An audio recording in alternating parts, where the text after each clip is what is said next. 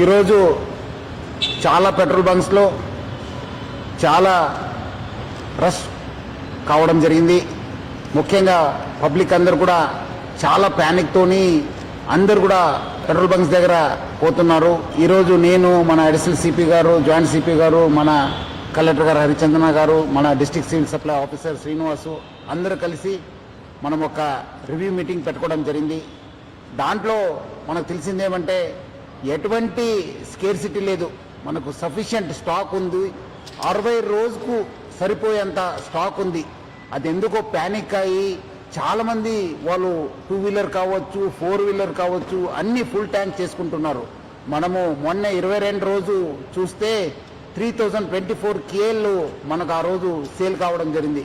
నిన్నే చూస్తే 6400 KL మనము సేల్ కావడం జరిగింది. అంతే ఆల్మోస్ట్ డబల్ సేల్ కావడం జరిగింది. పబ్లిక్ అంతా ప్యానిక్తోని ఫుల్ చేసుకుంటున్నారు. ఎవరు కూడా ప్యానిక్ కావద్దు. సఫిషియంట్ ఫ్యూయల్ ఉంది మా దగ్గర, సఫిషియంట్ స్టాక్ ఉంది. ప్యానిక్తో వచ్చి అన్ని దగ్గర లైన్ కడుతున్నారు, చాలా వాల్ టైం కూడా వేస్ట్ చేస్తున్నారు. ఒక ప్యానిక్ సిచ్యువేషన్ క్రియేట్ చేయడం జరుగుతుంది. సో మనం కూడా అన్ని చోట్ల కూడా బందోబస్తు చేయడం జరిగింది. రెవెన్యూ సైడ్ నుంచి కూడా వాళ్ళ ఆఫీసర్స్ని పెట్రోల్ బంక్స్ దగ్గర పెట్టడం జరిగింది.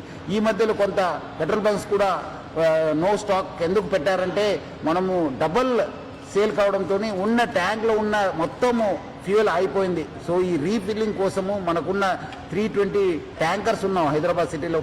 రావడంలో కొంత టైం కావడంతో అక్కడ నో స్టాక్ పెట్టడం జరిగింది. కానీ ఫ్యూల్ లేదని చెప్పి వాళ్ళు నో స్టాక్ పెట్టలేదు. సో చాలామంది రకరకాల పుకార్లు పెడుతున్నారు.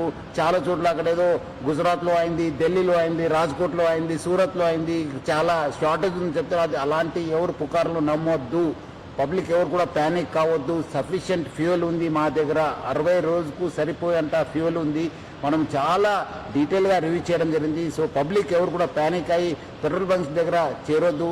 మీకు సఫిషియంట్ స్టాక్ ఉంటుంది. ఎవరు కూడా ఫుల్ ట్యాంక్ చేసుకొని మళ్ళీ అనవసరం కూడా ఇబ్బంది పడొద్దని చెప్పి నేను మరీ కోరుతున్నాను.